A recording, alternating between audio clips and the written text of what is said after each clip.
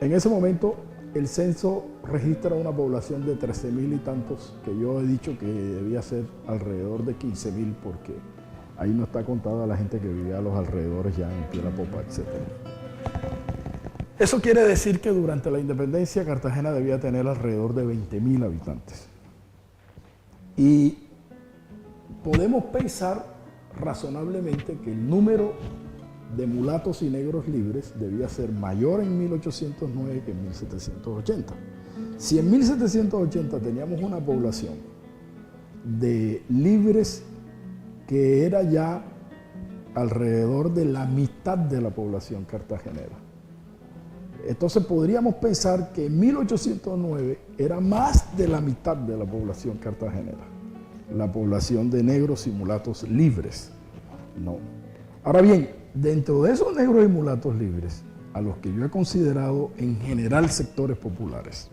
¿Por qué? ¿Por qué los he considerado sectores populares? Porque por mucho que un mulato de esos estuviera relativamente acomodado, seguía siendo un personaje marginado, excluido, porque las leyes de España, por el hecho de ser mulato, o sea, por el hecho de no tener pureza de sangre, le prohibía la posibilidad de ascender, le obstruía su movilidad social. O sea, no podía ser miembro del ejército, de la oficialidad del ejército, no podía aspirar a ir a una universidad, no podía ser miembro del clero, de las altas dignidades del clero, no podía tener cargos burocráticos. O sea, era un hombre marginado, una mujer marginada, ¿no? Por el hecho de ser mulato. Entonces, claro, pero lo que es evidente es que hay ya dentro de esa sociedad de mulatos y negros libres, hay, claro, diferenciación social.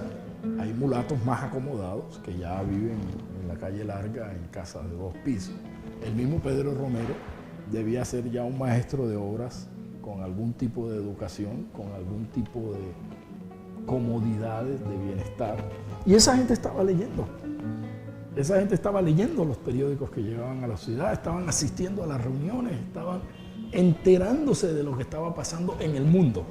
Estaban en contacto con los comerciantes que llegaban de los Estados Unidos.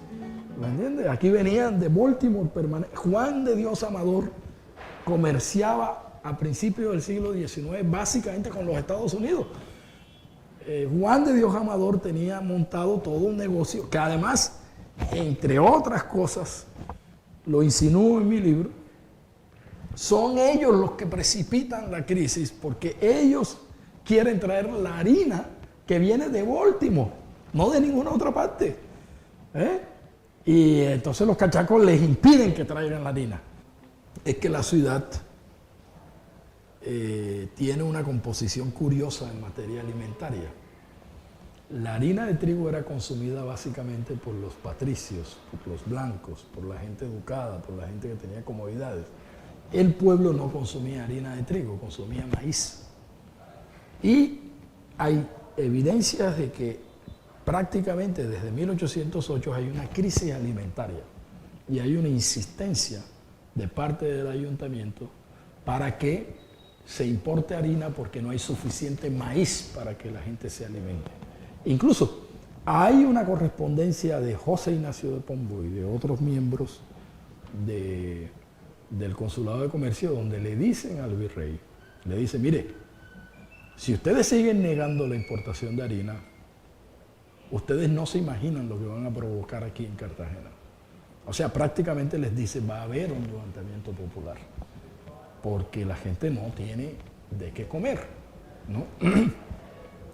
Y claro, ese es el argumento principal por el cual al final el ayuntamiento, desobedeciendo la autoridad de Santa Fe, autoriza a Juan de Dios Amador y a los otros para que traigan la harina de trigo a Cartagena, con lo cual empieza, digo yo, la lucha por la autonomía, de hecho, de Cartagena.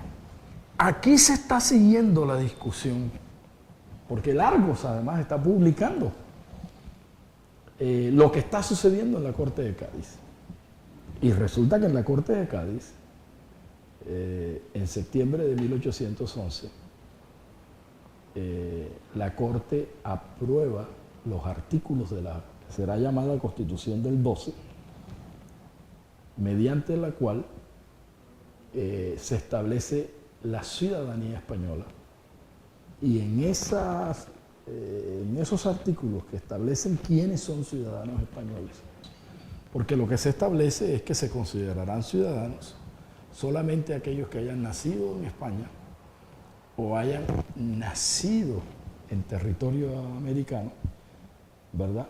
O sea, solo aquellos que provengan de esas familias cuyas raíces están en España o en el territorio americano.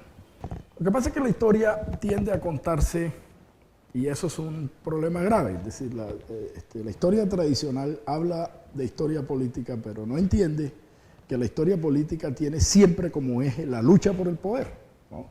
Si uno no entiende eso, entonces no entiende cuáles son los conflictos y las contradicciones que se estaban dando. Ahí es clave entender, para entonces mirar el otro segundo aspecto, es clave entender lo siguiente. O sea, hay que situarse en la época y entender que Cartagena era económicamente y militarmente más poderosa que Bogotá.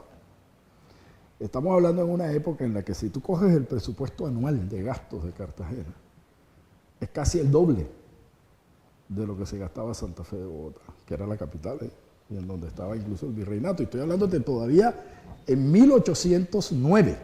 Cartagena se gasta casi el doble de lo que se gasta Santa Fe de Bogotá. Además, el núcleo principal de comerciantes, en otras palabras, los comerciantes más ricos están en Cartagena. Y no hablo de los españoles, hablo de los criollos también. ¿Y el ejército dónde está? Pues en Cartagena.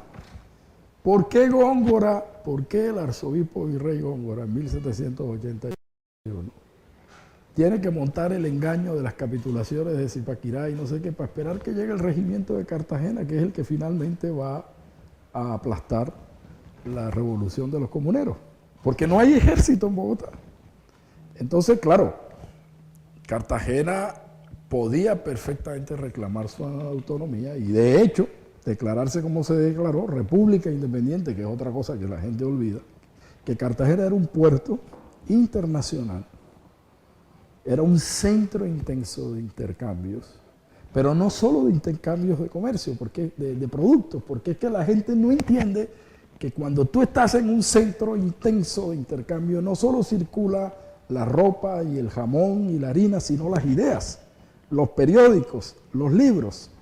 Y eso era lo que estaba pasando en Cartagena. Que esa circulación de ideas no se quedaba solo en los patricios. Los criollos que estaban utilizando esa retórica de la igualdad creían muy poco en ella, porque a fin de cuentas reproducían la misma mentalidad aristocrática, como en efecto lo hicieron una vez establecieron la República, de los españoles. Quienes realmente creían en eso y necesitaban que eso se diera de verdad, eran los mulatos libres y los negros libres, para quienes establecer en la Constitución la igualdad era, a fin de cuentas, ponerle punto final a esa exclusión que la legislación española había consagrado por siglos por el hecho de ser ellos negros y mulatos.